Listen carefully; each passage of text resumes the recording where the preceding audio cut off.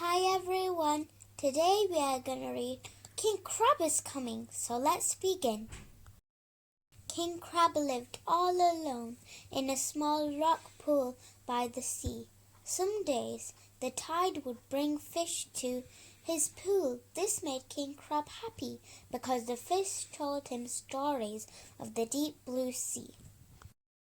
But when the tide went out, the fish went away. King Crab was all alone again. "I'm tired of being all alone in this pool," King Crab said one day. "I will go out to sea and meet all the fish." Little Shrimp was hiding under a rock. "Oh no!" Little Shrimp said to himself. "King Crab is going out to sea to eat all the fish." King Crab waited until the tide came in. Then he left his pool and went off into the deep blue sea. When King Crab went by, Little Shrimp saw his claws. They were very big and Little Shrimp was scared. "I must go and tell Small Fish that King Crab is coming," said Little Shrimp.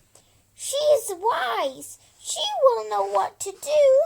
So Little Shrimp swam off into the deep blue sea to look for Small Fish.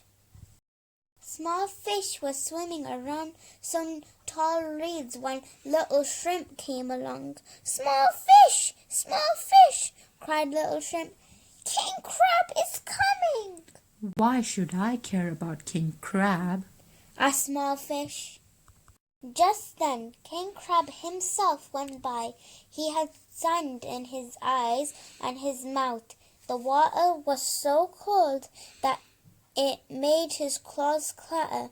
"I don't know if I like the deep blue sea," he said, "but I do want to meet all the fish." Little Shrimp and Small Fish could hear King Crab's clattering claws.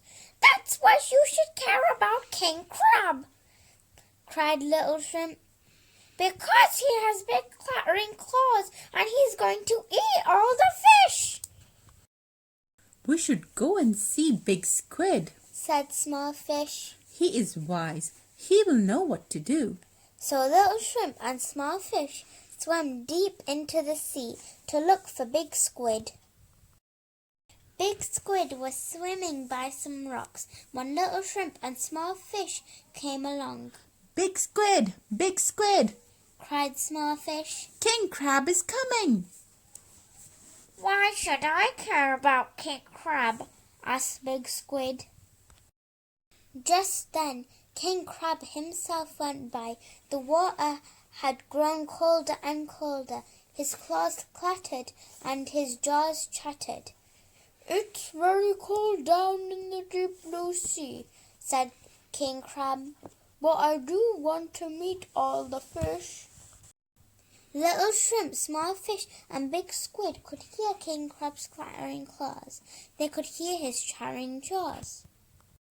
"That's why you should care about King Crab," cried Small Fish. "because he has big clattering claws, mean chattering jaws, and he's going to eat all the fish."